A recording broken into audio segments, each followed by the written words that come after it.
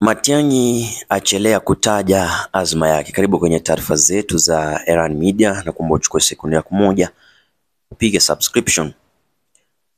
Aliyekuwa waziri wa usalama wa ndani Daktari Fred Matiang'i alirejea nchini Alhamisi usiku huku kukiwa na minong'ono kuhusu uwezekano wake wa kugombea urais katika uchaguzi mkuu wa mwaka 2027. Daktari Matiang'i aliwasili katika uwanja wa ndege wa kimataifa wa Jomo Kenyatta JKIA kwa ndege ya Qatar Airways kutoka Washington DC. Waziri huyo wa zamani ambaye alihudumu chini ya utawala wa Rais mstaafu Uhuru Kenyatta alipokelewa na baadhi ya wandani wake na jamaa wa karibu akiwemo katibu mkuu wa chama cha Jubilee Jeremiah Kioni, seneta wa Kisii Richard Onyuka na seneta mteule Gloria Oruoba.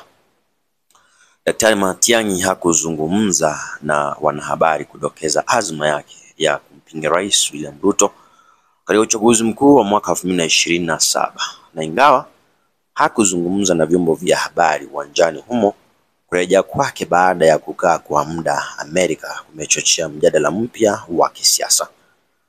Kwa zaidi ya mwaka mmoja, Daktari Matiang'i aliishi maisha ya faragha ughaibuni, akiepuka umaarufu na kutoa matamshi machache kwa umma.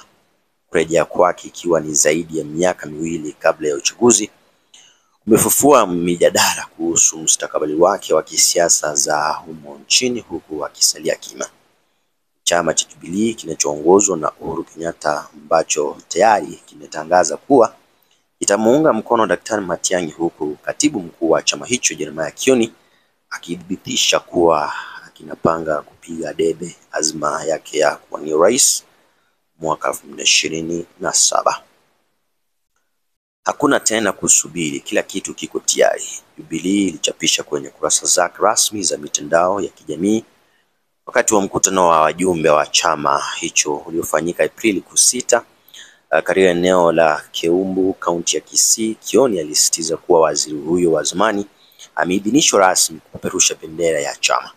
Tunaposema ni Matiang'i tunamaanisha uongozi unaojua kuhudumia raia. Aliwahi kuongoza wizara muhimu za serikali na kuhakikisha utekelezaji wa mipango ya kitaifa. Yeye ni si mgeni kwa majukumu, alisema. Bwana Kioni alilinganisha rekodi ya utendakazi wa Matiang'i na viongozi wa sasa, akishutumu baadhi yao kwa kuweka siasa mbele ya uongozi. Hata kabla ya 2017 Ruto tayari 2027 Ruto tayari alikuwa ameanza kampeni. Hakuwa na muda wa kazi ya ofisi, lakini Matiang'i anajua maana ya utawala na msimamo dhabiti, na ni kiongozi aliyedhibitishiwa. Mnamo Aprili 6 Kioni alidhibitisha kuwa Daktari Matiang'i amepata idhini ya kuwa mgombea urais kwa tikiti ya chama cha Jubilee katika uchaguzi wa mwaka 2027. Nimesikia watu wakija hapa wakihubiri umoja, lakini wao ndio wale wanaosambaza migawanyiko kwa sababu wametumwa kuleta mpasuko katika jamii. Wanaweza kusema Matiang'i anashtakiwa, lakini idadi ya kesi wanazoweza kumsingizia si hoja yetu. Hata wakimfungia jela bado sisi tutamchagua, alisema Kioni. Lakini Daktari Matiang'i ambaye alipanda ngazi katika utawala wa Uhuru Kenyatta na kupata sifa kwa msimamo wake dhabiti kuhusu utoaji huduma kwa umma na usalama wa taifa, hajasema iwapo atagombea au la, lakini anachukulia huenda akajitokeza kama mpinzani mkuu wa Rais William Ruto katika kinyang'anyiro kinachotarajiwa kuvutia vigogo wengine wa upinzani akiwemo Raila Odinga ikiwa atawania, Kalonzo Musyoka na wanasiasa wengine chipukizi.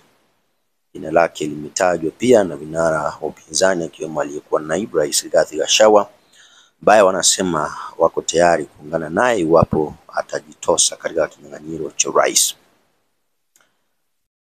Tunanuia kuanzisha serikali mpya ili kusaidia taifa letu. Tunafanya haya kwa kushirikiana na kiongozi wenu Kalonzo Musyoka, Eugene Wamalwa, George Natembeya na Fred Matiang'i. Mimi Riggy nitafanya kazi nyuma ya pazia ikisaidia kufanya maamuzi muhimu. Nataka kuwahakikishia Wakenya kwamba tuna mbinu ya kuwapatia uongozi bora, Gachagua alisema akiwa Machakos wikendi iliyopita.